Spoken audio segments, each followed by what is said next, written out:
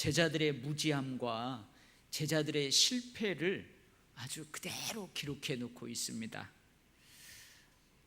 여러분, 이 마가복음을 기록하고 있는 사람은 누구예요? 마가예요.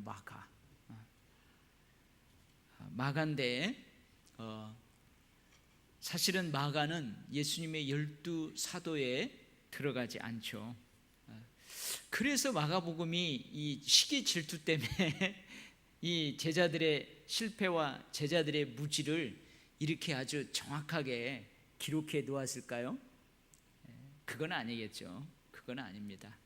근데 어쨌든 오늘 이 제자들의 무지와 실패가 그대로 기록을 하고 있어요. 마치 우리 예수님의 족보 안에도 이런 사람은 좀 빠졌으면 좋겠다 하는 그 여인들이 들어가 있잖아요. 그 여인들까지도 다 기록을 하고 있어요.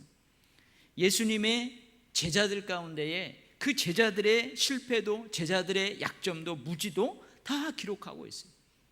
이것을 읽는 우리에게 큰 깨달음을 주시는 메시지라고 우리가 생각을 하면서 오늘 또 이 제자들의 무지와 실패를 통해서 우리가 큰 은혜를 받기를 원합니다. 오늘 먼저 보면은 예수님이 뭐라고 그래요? 인자가 죽은 자 가운데 살아날 때까지는, 살아난다는 것은 무슨 말이에요? 죽는다는 말이죠. 인자가 죽고 살아날 때까지는 본 것을 아무에게도 이르지 말라 그래요. 예수님은 이 부분은 우리가 한번 설교를 했어요. 예수님은 가끔 기적을 베푸시고 그 기적의 은혜를 받은 사람에게 함구하라고 하고 그러는 경우가 많이 있었어요. 근데 오늘도 어느 때까지는 이 비밀을 지켜다오 그래요. 그런데 오늘 제자들이 뭐라고 그래요? 그들이 이 말씀을 마음에 두어요. 예수님이 하신 말씀을 마음에 두기는 두어요. 근데 서로 문의하되 죽은 자 가운데서 살아난 것이 무엇일까? 서로 이런 말을 한다는 거죠. 이 기록되어 있는 번역한 성경을 그대로 우리가 받아들이면은 마치 제자들은 부활이 무엇인지를 모르는 것처럼, 부활이 뭐야? 다시 살아난다는 것이 뭐야? 이것을 전혀 모르는 것처럼, 아주 그 단어가 생소한 것처럼 느껴지게 번역을 해놓고 있어요. 근데 그 당시 일반적인 부활이 무엇인지, 다시 살아난다는 의미가 무엇인지를 몰랐다는 의미가 아니라 그 주님의 하신 말씀을 마음에 두었지만, 깊이 생각했지만 주님의 죽으심과 부활을 믿을 수 없다는 거죠. 받아들일 수 없다는 말이에요. 마치 우리가 앞에서 살펴보았던 것처럼 베드로가 뭐라고 그래요? 주님 안 됩니다. 주님 안 됩니다. 그때 예수님이 베드로를 향해서 사탄아 내 뒤로 물러가라 그랬는데 오늘 동일한 말씀을 또 하시는 거예요. 죽은 자 가운데에서 살아날 때까지는 본 것을 아무에게도 이르지 말라. 베드로의 그 사건이 있었음에도 불구하고 아직도 제자들의 마음속에는 주님의 죽음과 부활을 받아들일 수 없는 거예요. 믿을 수 없는 거예요. 그래서 서로 그래 하는 것입니다. 그러니까 예수님이 질문을 해요. 제자들에게 어찌하여 서기관들이 엘리야가 먼저 와야 하리라? 누가 질문을 하는 거예요? 다시 살아난다는 것이 무엇일까 서로 의논하다가 제자들이 예수님에게 질문을 합니다. 어찌하여 서기관들이 엘리야가 먼저 와야 하리라 하나이까? 이렇게 물어보는 거예요. 근데 이 제자들의 깊은 숨겨진 의도가 있어요. 그 당시 유대인들은 종말 사상, 메시아의 오심에 대한 그 믿음은 어떤 믿음이 있었냐면, 메시아가 이 땅에 오시기 전에, 그리스도가 이 땅에 오시기 전에 엘리야와 같은, 구약의 엘리야와 같은 주의 사자가 먼저 와서 그 메시아의 오는 길을 준비한다. 이 말라기에 또 이사야 선지자가 예언한 그 말씀을 믿고 있었어요. 그렇게 알고 있었어요. 그러니까 예수님에게 물어보는 거예요. 어찌하여 서기관들이, 이 성경의 박사들이 메시아가 오기 전에, 그리스도가 오시기 전에 엘리야가 먼저 와야 한다고 합니까? 이렇게 물어보는 거예요. 그러니까 예수님이 뭐라고 대답해요? 엘리야가 과연 먼저 와서 모든 것을 회복했거니와, 그렇게 이야기를 하십니다. 여기서 회복했다는 것은 뭐냐면 잘못된 것을 고치고 바로 잡는다, 그런 의미예요. 이사야서 40장 3절 말씀, 이 말씀을 누가복음 3장 4절 5절에 인용하고 있어요. 누구하고 관련돼서 인용하냐면 세례 요한의 사역하고 관련되어서 인용하고 있어요. 즉 무슨 말이냐면 구약의 엘리야와 같은 주의 사자, 그리스도보다 먼저 와서 그리스도가 오실 길을 준비하는 구약의 엘리야와 같은 주의 사자는 누구냐? 세례 요한이라는 말이에요. 이 세례 요한이 와서 어떻게 하느냐? 비유를 들어서 우리가 그림으로 그려볼 수 있는 그 묘사를 하고 있습니다. 모든 골짜기가 메워진대요. 구약의 엘리야와 같은 주의 사자가 그리스도께서 오시기 전에 먼저 와서 푹 들어간 골짜기를 다 메운대요. 높은 산 다 깎은대요. 다 깎고 그 골짜기를 깎아낸 흙으로 메운대요. 길이 막 이렇게 굽어져 있는 데는 길을 다시 새롭게 쭉 곧게 낸대요. 험악한 길들은 평탄하게 할 것이래요. 그래서 모든 육체가 그 그리스도가 오심을 보고 하나님의 구원하심을 보게 되리라, 그런 말이에요. 세례 요한이 와서 했던 일이 뭐예요? 회개하라, 하나님의 나라가 가까웠다, 그렇게 외쳤어요. 나는 너희에게 물로 세례를 주지만 내 뒤에 오시는 분은 물과 성령으로, 물과 불로 너희에게 세례를 줄 것이다. 나는 그의 신들매를 풀기에도 감당하지 못한다. 세례 요한이 와서 백성들의 마음을 다 준비시키는 거예요. 회개할 자를 회개케 하고, 그동안 그리스도에 대해서 관심이 없던 자들에게 관심을 가지고 대망하게 하고 기다리게 하고, 이렇게 정지 작업을 다 하는 거예요. 메꾸는 작업을 다 했어요. 세례 요한이 그랬단 말이에요. 예수님이 그 말씀을 하면서 또 뭐라고 하냐면 이렇게요. 과연 먼저 와서 모든 것을 회복하거니와 어찌 인자에 대하여 기록하기를 많은 고난을 받고 멸시를 당하리라 하였느냐. 예수님이 이렇게 제자들에게 오히려 물어봐요. 무슨 말일까요? 여기서 인자는 누구냐면 예수님이에요. 예수님 자신이에요. 그리스도이신 자신이에요. 메시아인 예수님을 지칭해요. 생각을 해보세요. 누군가가 와요. 우리 동네에 누군가 와.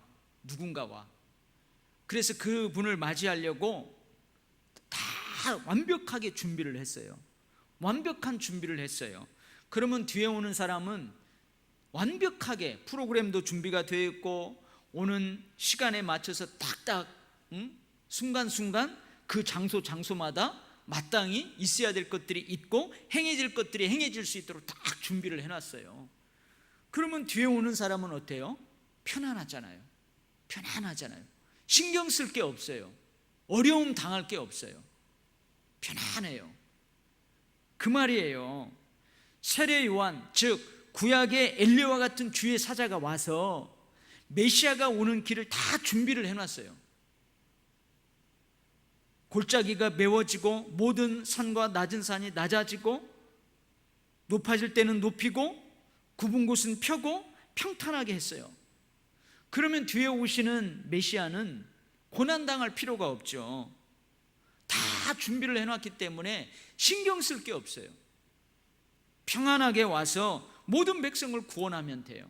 모든 백성에게 하나님의 구원을 볼 수 있도록 그렇게 하시면 돼요. 근데 예수님이 하시는 말씀이에요. 그런데 어찌하여 기록하기를 인자가 많은 고난을 받고 멸시를 당하리라 하였느냐, 이렇게 물어보는 거예요. 왜 엘리야가 먼저 와서 모든 것을 다 준비했으면 뒤에 오는 메시아는 고난도 멸시도 모욕도 당하지 않고 그저 하나님의 구원을 모든 육체가 입을 수 있도록 그렇게 평안 가운데 사역만 하면 되는데, 어찌 성경에는 이 메시아가 고난을 받고 멸시를 당하리라 그렇게 기록을 하였느냐 제자들에게 물어보는 거예요. 고난받는 종, 그가 찔림은 우리의 죄악을 인함이라 시작되는 그 고난받는 종이 왜 예언되어 있냐 이 말이에요. 이사야서에는 두 가지가 다 예언되어 있어요.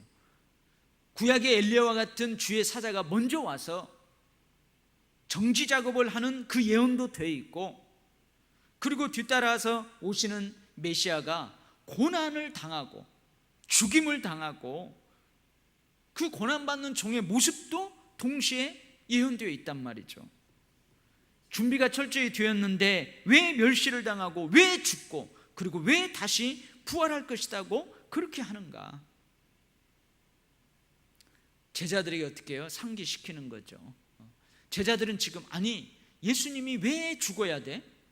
예수님이 왜 죽고 부활해야 돼? 그걸 받아들이지 못한다는 거예요. 믿지 못한다는 거예요. 그 예수님이 이런 말씀을 통해서 제자들에게 그 이해의 폭을 넓혀주시는 거예요. 메시아에 관련된 제자들의 지식과 제자들의 이해의 폭을 넓혀주십니다.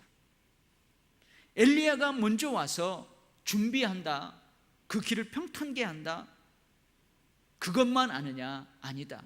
비록 준비하는 자가 그렇게 한다 할지라도 메시아는, 그리스도는 고난받는 종으로 이 땅에 오신다. 인류의 모든 죄값을 담당하고 죽기 위해서 오신다.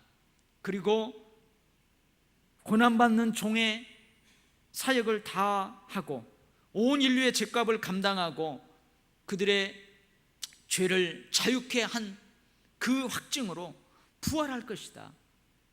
여기까지 너희들이 알아야 된다 그 말이에요. 여기까지 너희들이 받아들이고 여기까지 너희들이 인정하고 여기까지 너희들이 믿어야 된다 그 말이에요. 사실 이것을 받아들이지 못해서 제자들이 고난의 현장에서 다 떠나잖아요. 다 떠나요. 가룟 유다는 심지어 예수님을 팔아먹기까지 하잖아요. 그래서 요한복음 2장 20절에서 22절 말씀을 보면 이런 기록이 있어요. 제가 한번 읽어볼게요. 예수께서 대답하여 이르시되 너희가 이 성전을 헐라 내가 사흘 동안에 일으키시리라. 유대인들이 이르되 이 성전은 46년 동안의 지었건을 내가 3일 동안에 일으키겠느냐 하더라. 그러나 예수는 성전된 자기 육체를 가리켜 말씀하신 것이라. 죽은 자 가운데서 살아나신 후에야 제자들이 이 말씀하신 것을 기억하고 성경과 예수께서 하신 말씀을 믿었더라 그렇게 되어 있어요. 제자들은 성경에 기록되어 있는 고난받는 종으로서 인류의 죄값을 친히 담당하는 메시아로의 그 모습은 인정하기가 쉽지 않았어요. 받아들이기가 쉽지 않았어요. 예수께서 지금 이 하시는 말씀을 믿을 수가 없어요. 받아들일 수가 없어요. 근데 어떻게 했다고요? 예수님이 십자가에서 달려 죽으시고 말씀하신 대로 3일 만에 다시 살아나신 후에야, 그때야 제자들이 성경에 기록되어 있는 말씀을 이해하기 시작했다는 거예요. 받아들이기 시작했다는 거예요. 그리고 살아생전에 예수님께서 그 말씀을 비추어서 늘 하셨던 그 말씀을 믿었다는 얘기예요. 여기 이 부분에서 우리가 큰 깨달음을 얻습니다. 여러분, 예수님을 믿는다, 내가 하나님의 백성이 되었다는 것에 대해서 여러분들은 어떻게 이해하고 믿음 생활을 하십니까? 예수님에 대해서 어떻게 알고 예수님을 따르십니까? 우리가 이것을 잘 알아야만 바른 신앙생활을 할 수 있습니다. 주님을 떠나지 않고 우리도 주님을 배반하지 않고 우리의 상황과 여건이 어찌하든지 그 주님을 모른다고 부인하지 않고 끝까지 따라갈 수 있습니다. 예수를 믿는다는 것이 뭐예요? 내가 하나님의 백성이 되어서 이 땅에서 하나님의 백성으로 살아간다는 것이 어떤 의미예요? 여러분들이 예수를 믿고 교회에 나와서 예배를 드리고, 당신 교회 다니십니까? 예, 나 교회 다닙니다. 당신 예수 믿습니까? 예, 예수 믿습니다. 그럴 때 여러분들이 나는 예수를 믿습니다, 나는 하나님의 백성입니다, 나는 이 땅에서 살아가는 천국 백성입니다, 천국의 시민권자입니다, 그렇게 말할 때에 거기에는 어떤 의미가 담겨 있냐 그 말이에요.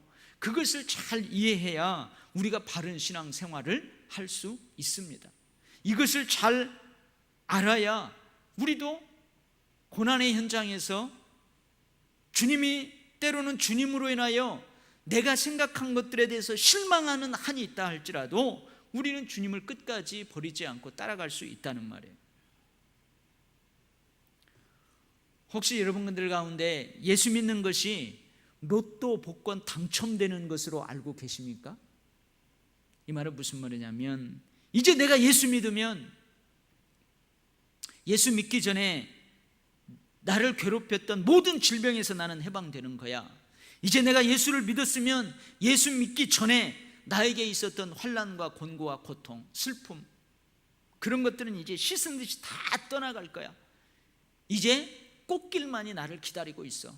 혹시 이렇게 여러분들을 알고 계시지는 않습니까? 이렇게 이해하고 계시지는 않습니까? 그 사람은 주님을 떠날 가능성이 많습니다. 왜 그래요?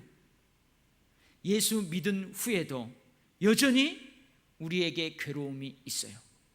예수 믿은 후에도 여전히 우리에게 고난이 있어요. 꽃길만 가는 게 아니에요. 지난주 제가 설교했던 것처럼 히브리서 거기 본문에 등장하는 하나님의 사람들, 그 사람들 예수 믿은 후에 감옥에 갇히기도 하고, 예수 믿은 후에 예수 믿는다는 이유로 자기의 재산을 빼앗기기도 하고 그랬어요. 예수를 믿는다는 것은 이제 꽃길만 간다는 그런 의미가 아닙니다. 축복과 함께 고난도 여전히 있다는 사실을 우리가 이해하고 받아들여야 합니다. 아멘.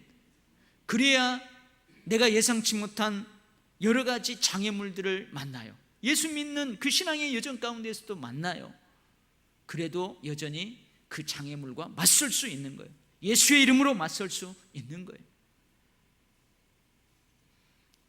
그 다음에 내가 하나님의 백성이 되었다는 것은 내가 이 땅에서 살지만 나에게 천국 시민권이 있다는 의미는 나에게 특권이 있다는 거예요. 나는 죽어도, 곧 죽어도 나는 천국 백성이야. 하나님이 나를 품에 안아주셔. 이게 하나님의 백성이 됐던 특권이 우리에게 있다는 거예요. 그러니 여러분, 신앙의 자존심을 가지고 사시기 바랍니다. 신앙의 자부심을 가지고 사시기 바랍니다. 하나님 나라의 시민권을 가졌다는 그 자부심을 가지고 살아야 돼요. 할렐루야. 그러나 이것만 안다면 안 돼요. 특권과 함께 뭘 알아야 돼요? 사명을 알아야 돼요. 특권과 함께 하나님이 이 땅에서 그 특권을 가지고 살아가는 나에게 이루어야 될 사명을 주셨다. 그 사명을 이루고자 할 때 때로는 눈물이 있을 수 있고, 그 사명을 이루고자 할 때 때로는 나에게 손해도 있을 수 있고, 이게 예수를 믿는다는 의미예요. 내가 하나님의 백성이 됐다는 의미예요. 우리가 이것을 이해해야 바른 신앙생활을 할 수 있어요.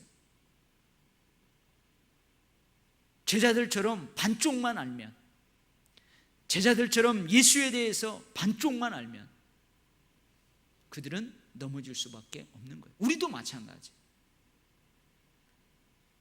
축복과 고난, 특권과 사명, 이외에도 동전의 양면과 같은 많은 영역이 있어요. 우리가 그것을 잘 이해하고 받아들이고 믿을 때에 우리가 바른 신앙생활을 해나갈 수 있을 줄 믿습니다. 주님을 떠나지 않고 주님을 배반하지 않고 끝까지 이 신앙의 여정의 끝에서 우리를 기다리고 있는 그 승리의 영광을 손에 쥐고 기다리고 있는 주님을 만날 때까지 이 길을 달려갈 수 있으리라 믿습니다. 아멘. 그 다음에 두 번째는요, 제자들이 실패했어요. 뭐에 대해서 실패합니까? 귀신을 능히 쫓아내지 못했어요. 예수님이 오십니다.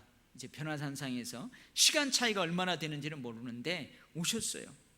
근데 예수님이 멀찍이서 보니까 내가 남겨둔 제자들 같아요. 멀찍이서 보니까 제자들하고 또 이렇게 옷 입은 거 보니까 서기관들이야. 성경 박사들이야.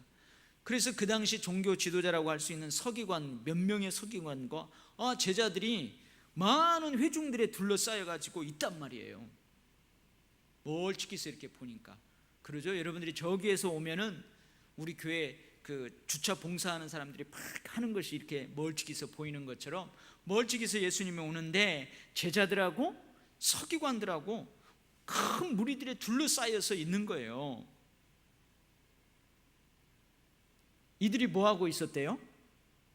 서로 변론하고 있었대요. 사실은 변론하고 있었다는데 서기관들은 제자들을 비난하고 야유하고 있습니다. 왜 그래요? 야, 너희들의 스승은 귀신을 쫓아내는데 너희들은 왜 귀신도 못 쫓아내냐? 그의 스승인 예수처럼 귀신을 쫓아내지 못한 그 제자들을 비난하고 있는 거예요. 조롱하고 있는 거예요. 야유하고 있는 거예요. 누구 앞에서요? 많은 사람들이 둘러싸인 가운데에서 그러고 있는 거예요. 누구 편이겠어요? 둘러싸여 있는 사람들이 누구 편이겠어요? 오늘 당사자인 아버지조차도 서기관의 편이에요. 그리고 반면 제자들은 어떻게 하겠어요? 변명하고 있었을 거예요. 글쎄 이상하네, 여러 가지 변명을 하고 있었을 거예요. 이것을 지금 변론하고 있다고 해요. 더불어 변론하고 있다는 거예요. 근데 예수님 멀찍이 보니까 그러고 있는 거예요. 누가 지고 있는 거예요? 지금 누가 지고 있어요? 예수님의 제자들이 지고 있는 거예요.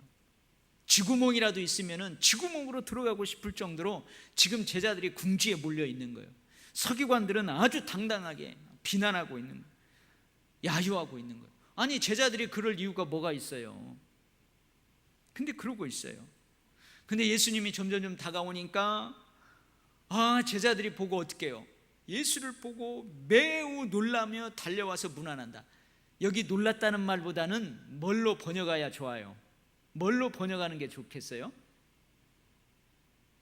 예수님을 보고 얼마나 반가웠겠어요.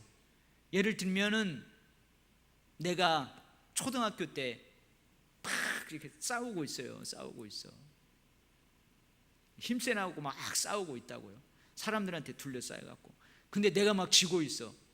근데 그때 아빠가 덩치 이렇게 큰 우리 형이랑 막 데리고 어놈이 우리 용이를 그러냐 하고 막 오면은 여러분 얼마나 반가워요. 너무나 반갑고 너무나 기뻐요. 그리고 또 놀랍기도 해요. 왜 놀라요? 이런 상황에서 때마침 주님께서 오시는 것이 매우 놀랍기도 해요. 막 싸우고 있는데 우리 아버지하고 우리 형님들이 그 길로 오는 길이 아니에요. 절대 이 길로 안 와요. 근데 내가 궁지에 몰렸는데 하필이면 그때 아버지하고 형님들이 그 길로 오라서 내가 그 궁지에 몰린 것을 본 거예요. 그러면 한편으로는 반갑고 기쁘기도 하지만 놀라기도 하는 거예요. 제자들이 그래요. 상황을 다 예수님이 파악을 하십니다. 상황 파악을 하셨어요. 그리고 예수님이 하시는 말씀이에요. 뭐라고 그래요? 믿음이 없는 세대요. 믿음이 없는 사람들아, 그런 말이에요. 누구를 향해서 하시는 말씀일까요? 서기관을 비롯하여서 지금 제자들을 다 둘러싸고 있는 수많은 사람들을 향해서 주님이 하시는 말씀입니다. 믿음이 없는 세대야. 그리고 나중에 이제 제자들에게 따로 있을 때에는 제자들이 예수님한테 물어봅니다. 예수님, 어찌하여 우리는 능히 귀신을 쫓아내지 못했습니까? 그러니까 예수님 뭐라고 하세요? 오늘 본문에서는 이렇게 기록해 있어요. 기도 외에는 다른 것으로 이런 종류가 나갈 수 없다. 그러니까 제자들에게 부족한 게 뭐예요? 기도가 부족했다는 거예요. 기도가 부족했다는 거예요. 예수님은 둘 다를 책망하십니다. 둘 다를 책망하시는데 제자들은 언제 책망해요? 28절 말씀. 집에 들어가심에 제자들이 조용히 묻자오되 그래요. 그러니까 많은 사람들 앞에서 공개적으로 막 혼내는 게 아니고 집에 들어가서 조용히 있을 때 제자들이 물어볼 때 그때 예수님이 교육시키는 거예요. 기도 외에는 다른 것으로 이런 종류가 나갈 수 없다. 너희들이 기도가 부족했다. 그렇게 지적하는 거예요. 예수님은 믿음이 없는 서기관들과 둘러싼 무리들을 책망하십니다. 뭐라고 책망해요? 믿음이 없는 세대들이요. 무슨 말입니까? 그 사람들이 예수님에 대한 믿음이 없는 거예요. 제자들을 비난하고 제자들을 모욕 주는 것은 사실은 누구를 모욕하는 거예요? 예수를 모욕하는 거예요. 예수에게 야유를 보내는 거예요. 예수님에 대한 믿음이 없어요. 예수가 그리스도라는 믿음이 없다는 거예요. 그 믿음이 없는 세대들을 향하여서 너희들 어찌 믿음이 없느냐? 그리고 믿음이 없는 사람들에 의해서 둘러싸여서 쩔쩔매고 있었던 제자들 또한 책망하시는 거예요. 기도하지 않는 제자들. 한번 나는 생각을 해봤어요. 이 제자들이 기도하지 않았을까요? 제자들이 기도하지 않았을까? 근데 왜 이 기도 외에는 다른 일로 나갈 수 없다고 하실까? 대체 제자들이 한 기도가 뭐가 잘못됐을까? 곰곰이 생각해 보면 이럴 수 있겠다 생각이 들어요. 저 자신을 보면서 이럴 수 있겠다 생각해요. 이전에도 했으니까 또 당연히 할 수 있겠지. 그런 생각 안 들겠어요? 전에 예수님하고 함께 있을 때 이 일을 거뜬히 해냈어. 당연히 이번에도 할 수 있지. 그것을 성공했었던 한 번의 경험, 그것을 성공했었던 또 한 번의 경험, 그 경험이 있으면 이제 뭐요? 기도 안 할 수 있어요. 그렇지 않을까요? 기도 안 할 수 있어요. 이번에도 내가 할 수 있는데, 지난번에도 했어. 이번에도 할 수 있는데 저리 비켜봐, 내가 할게. 안 되는 거예요. 사역을 위해 끊임없이 기도하지 않는 제자들을 책망하는 거예요. 기도는 단지 능력을 행하는 수단이 아닙니다. 기도는 우리가 어떤 능력을 행하는 그 힘을 얻는 수단만이 아니에요. 기도는 우리에게 필요한 것을 마치 열쇠를 딱 돌리고 우리가 필요한 것을 끄집어낼 수 있는 그런 열쇠만이 아니에요. 기도에서 더 중요한 게 있어요. 기도에서 응답보다도 더 중요한 게 있어요. 기도를 통해서 능력을 행할 수 있는 그것을 축복으로 응답받는 것보다 더 중요한 게 있어요. 그게 뭘까요? 뭘까요? 그건 뭐냐면 기도하는 시간이에요. 기도하는 시간 동안에 하나님의 마음을 내 마음에 담는 거예요. 기도하는 시간에 나의 뜻을 내려놓고 하나님의 뜻을 내 마음에 담는 거예요. 기도하는 시간에 나의 고집과 아집, 나의 그 야망, 꿈을 내려놓고 하나님의 꿈을 담는 거예요. 이것이 더 중요해요. 하나님과의 바른 관계를 위한 그 기도의 시간, 그 기도하는 과정, 그것이 더 중요한 거예요. 아멘? 더 중요한 거예요. 늘 제가 예를 들지만요, 만약에 제가 이제 우리 손자를 한번 봤다고 생각해요. 손녀가 아니고 손자를 봤다고 생각해요. 얼마나 기쁘겠어요. 얼마나 기뻐요. 근데 이 녀석이 이제 조금 걸어요. 가지고 아버지 나 세발 자전거 사줘. 이 녀석이 누가 타는 것을 세발 자전거를 보고 할아버지예요. 이게 무슨 말인가 알죠? 할아버지 나 세발 자전거 사주세요. 그러는 거예요. 그러면 안 사줄 할아버지가 있어요, 없어요? 당연히 사주죠. 당연히 사줘요. 근데 그걸 금방 사주기보다는 어떻게 해요? 이 녀석하고 세발 자전거 사주기까지 같이 놀고 싶어요. 할아버지하고 너 같이 놀자. 할아버지가 너를 얼마나 사랑하는지 너 알아야 된다 하면서, 그러고 이제 내가 너 내일 유치원 갔다가 오면 그 가방 벗어놓고 할아버지하고 저 마트 가서 사자. 근데 오늘 저녁에 너 할아버지하고 나하고 엄마하고 자지 말고 할아버지하고 자면서 이것을 원하는 거예요. 이걸 할아버지가 원하는 거죠. 할아버지의 마음, 너를 향한 할아버지의 사랑, 너를 향한 할아버지의 기대, 그건 뭔지 하기야 뭐 그 어린애가 알겠어요만은 그런 시간들을 더 원하는 거예요. 기도는 능력을 행하는 그 수단, 그것을 축복으로 응답받는 그 응답보다도 더 중요한 게 하나님의 마음, 하나님의 뜻, 하나님의 꿈을 내 마음에 담는 것, 하나님과의 올바른 관계를 위한 그 기도의 시간, 그 기도의 과정이 중요한 거예요. 할렐루야. 그래서 우리가 능히 할 수 있는 것도 기도해야 돼요. 전에 승리한 경험이 있어도 사역을 위해서는 여전히 기도해야 돼요. 저번 사역은 이렇게 성공했는데 그때 하나님이 우리에게 이런 축복을 주셨지, 이런 마음을 주셨지. 이번 사역을 통해서는 하나님이 우리를 통하여 뭘 이루기를 원할까, 우리를 통하여서 어떤 기쁨, 어떤 영광을 받기를 원할까, 우리 기도해야 돼요. 아멘. 2016년도 여름 성경학교 우리 성공적으로 했어요, 안 했어요? 했어요. 근데 2017년도 이 여름 성경학교를 위해서 또 우리가 왜 기도해요? 작년에 성공했는데 올해 기도 안 해도 자연스럽게 될 거 아니에요. 왜 기도해요? 하나님의 마음, 하나님의 뜻, 하나님의 꿈이 올해도 새롭게 이루어지기를 위해서 계속 기도하는 거예요. 할렐루야.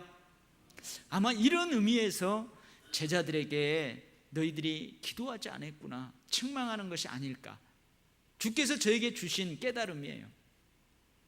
그리고 예수님이 이제 행동하십니다. 저는 이 지난 주보를 만들면서 이 본문을 여러 번 읽다가 나는 예수님의 이 말씀이 얼마나 은혜스럽게 다가왔는지 몰라요. 예수님 뭐라고 그래요?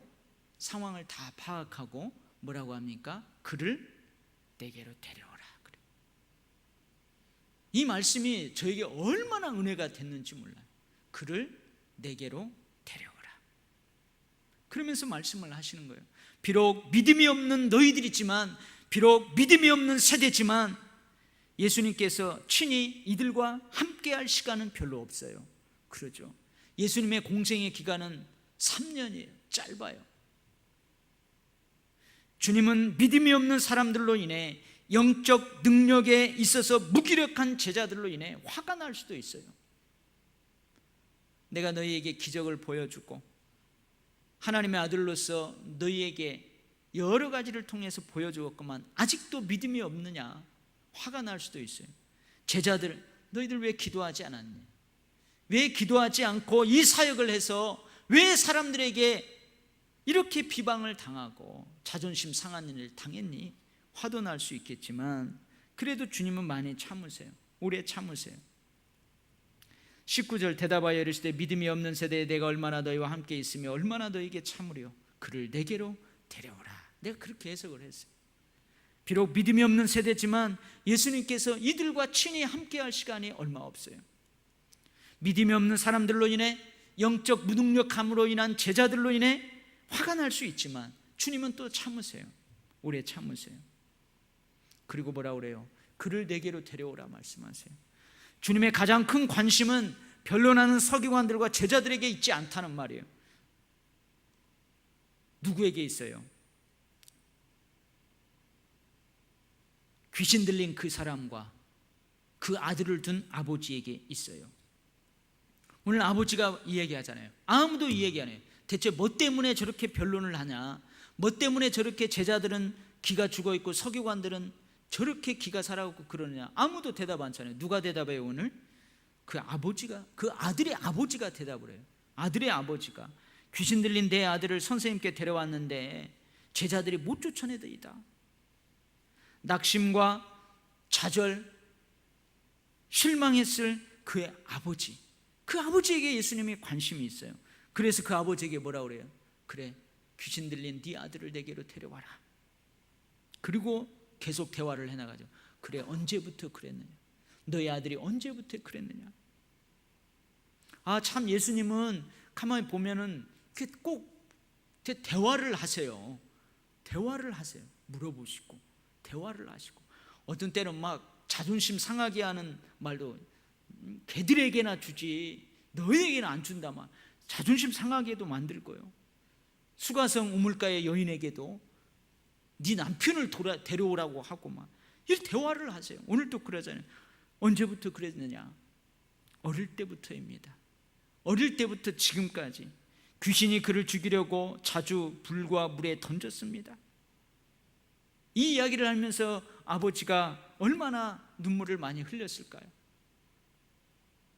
얼마나 그동안 겪었던 그 아픔, 고통을 주님 앞에 털어놓았을까요?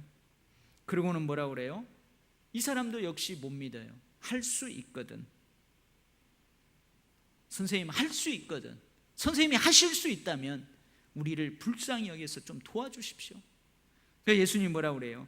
할 수 있거든 이 무슨 말이냐? 내가 너를 불쌍히 여긴다. 믿어라. 나를 믿어라.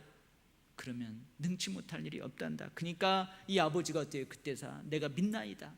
근데 나의 믿음 없는 것을 좀 도와주세요. 그래. 내가 믿고 싶은데 믿어지지가 않는데 믿어질 수 있도록 나를 좀 도와주세요. 소리를 질러요. 소리 질러요. 자기 답답한 거죠.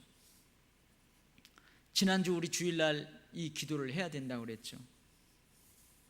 예수님은 더러운 귀신을 꾸짖어 그 아이에게서 나오라고, 다시는 들어가지 말라고 하시고, 귀신이 나가면서 기진맥진해서 쓰러져 있는, 마치 죽은 것처럼 쓰러져 있는 그 아이의 손을 잡고 주님이 일으켜 주십니다.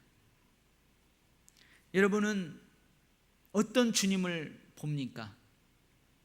제가 이렇게 이 본문의 상황을 설명하면서 그 주님의 행동, 주님의 대화하는 말씀을 설명했는데, 여러분 어떤 주님을 만납니까? 불쌍히 여기시는 사랑의 주님을 만날 수 있습니다. 믿음이 없는 서기관을 비롯한 주변 사람들에게도 불쌍히 여겨서 그들의 사랑의 마음으로 다가가는 주님을 볼 수 있습니다. 기도하지 않는 무능력한 제자들에게도 불쌍히 여기는 사랑하는 마음으로 그들에게 다가가는 주님을 볼 수 있습니다. 낙심하고 실망하고 좌절해 있는 그 아버지에게도 불쌍히 여기는 사랑하는 마음으로 다가가시는 주님의 모습을 볼 수 있습니다. 귀신 들려 어릴 때부터 지금까지 넘어지고 쓰러지고 그렇게 고생했던 그 아들에게도 불쌍히 여기는 사랑하는 마음으로 그렇게 다가가시는 주님을 만날 수 있습니다.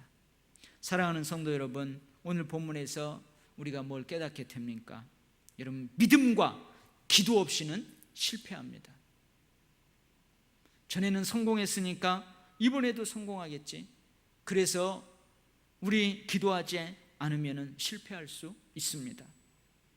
우리가 끝까지 주님을 바르게 알고 바르게 이해하지 못하고 바르게 믿지 못하면 우리 바른 신앙생활 할 수 없습니다.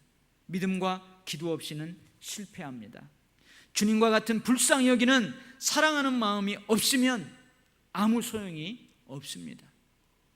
내 자신을 불사르게 내어준다 할지라도 이 주님의 사랑하는 마음이 없으면 아무 소용이 없습니다. 천만금을 내어서 남들을 구제했다 할지라도 주님과 같은 불쌍히 여기는 사랑의 마음이 없다면 아무 소용이 없다고 사도 바울을 통하여서 주님은 우리에게 그렇게 말씀하십니다. 여러분, 오늘 우리가 이것을 깨닫고 갔으면 좋겠습니다. 예수님을 바로 알아야 되겠다. 내가 예수 믿는다는 것이 어떤 의미인지, 내가 천국의 시민권을 가지고 이 땅에 살아가는 하나님의 백성이라는 의미가 어떤 의미인지 이것을 잘 알아야 되겠다. 여러분, 예수님을 더 깊이 넓게 알아갈 수 있기를 바랍니다.